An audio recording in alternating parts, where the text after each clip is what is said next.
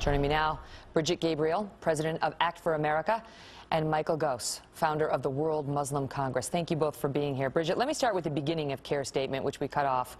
Quote, "It's really unfortunate that there's a lot of attention on Muslims these days for actions of people who are either part of extremist groups or who have extreme ideas. However, Islam is clear on what it stands for. Islam stands for peace." Your thoughts? Islam does not stand for peace. The word Islam in Arabic means submission. Salam is peace. Islam is submission. CARE is trying to deceive the public with their talking points. They think because most of the American public does not understand Islam, does not understand what Islam stands for, have never read the Quran, does not understand the Prophet Muhammad and what Prophet Muhammad himself stood for. This is what CARE is counting on. CARE's statement is false and misleading and does not represent what Islam is all about. Michael, your thoughts on that? It's really unfortunate that there's a lot of attention on Muslims these days for actions of people who are either part of extremist groups or have extreme ideas. The reason there is that attention is because these people are doing this, ISIS that is, in the name of radical Islam. Well, Megan, first my heart goes out to the victims of their family, and I pray for their well-being. And the statement made by CARE was the correct statement. Islam does mean peace, but Muslims, some Muslims don't do the right thing. In the United States, we have 318 million Americans. 3 million of them are incarcerated. We all follow the same constitution, same law. 316 million Americans do the right thing. 3 million don't. It doesn't mean the law books are wrong. But do you think there's no connection to radical Islam here? I don't think this is an individual loony, and he was finding an expression to do his violence, and he just found Islam, a radical Islam, to express himself. Islam does not teach violence at all. Brigitte, you and I have been many times at loggerheads. Islam does not teach violence. Some Muslims do. Christianity doesn't teach violence. Some Christians do. We cannot blame in your own city, New York, Megan, there are about 1,000 rapes last year. Does it mean all New Yorkers are rapists? No, it is not. Go ahead, we Brigitte. need to be very logical and thoughtful about this. Go ahead, Brigitte. But here is the difference.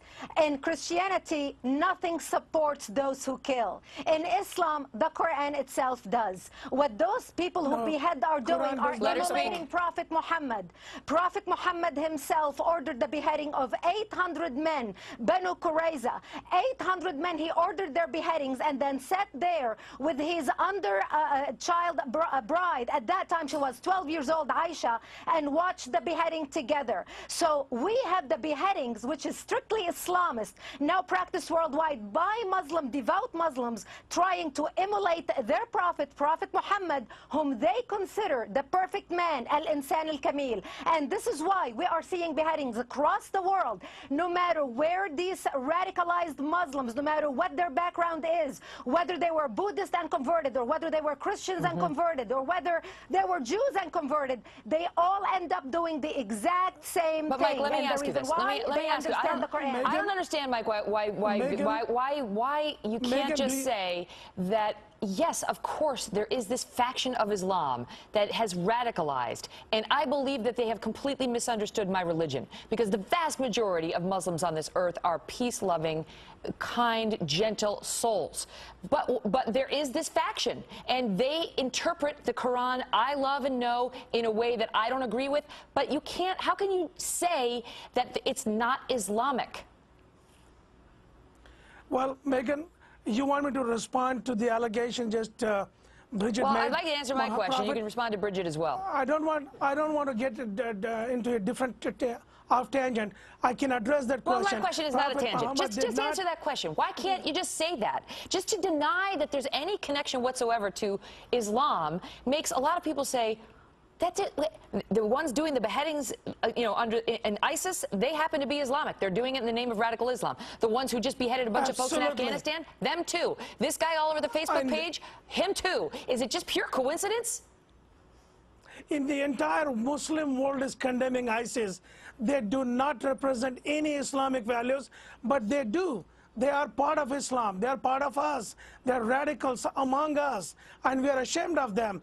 But we have to stop them. And President Obama can give them a challenge. Hey, use the Quranic formula. That is, if you come after me, I ask you to stop. If you're still aggressive towards me, I still ask you to stop. But if you jump on me, I'm going to jump and kill you and find you wherever you are. I'll kill you. But if you repent and regret, I'm going to leave you, forgive you, excuse you. And that's what President Obama needs to give them, and a 3-day ultimatum. Drop all of this and or face the drones. Well, that some is of one that, thing we need to do. we heard, I didn't hear a 3-day ultimatum. We heard some of that in the UN speech. Panel, thank you both for being here. I appreciate the respectful debate. I got to run.